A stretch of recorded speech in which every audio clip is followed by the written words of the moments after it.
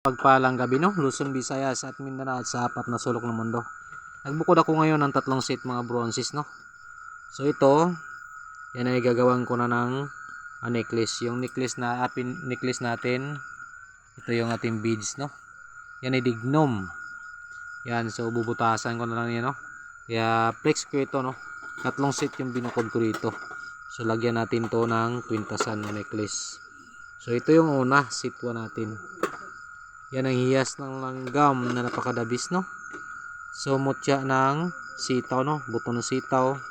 Mutya ng tubig na hugis, buto ng buungon. Ano bang tawag sa Tagalog yung buungon? At ito naman yung napakadabis na hiyas mga bronzes oh. Yan. Yan po ay mutya ng prutas. Pero sa bahay na yung langgam mga bronzes no, ito naging honey na.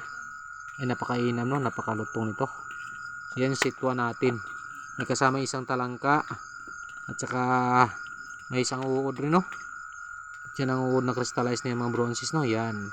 So yan yung kasamang sit niya no, isang talangka, isang kalaykay. So sa sit 2 naman natin ay may alimango. At ito yung gawa natin ng kwintasan. At itong hiyas ng nangka na naging honey na rin no.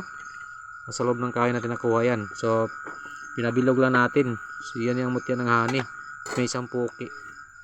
At si 3 naman natin ay mayroong talangka, sinang honey at suwaki, sinang apoy, tsaka sinagaraw na linta-linta at may talangka.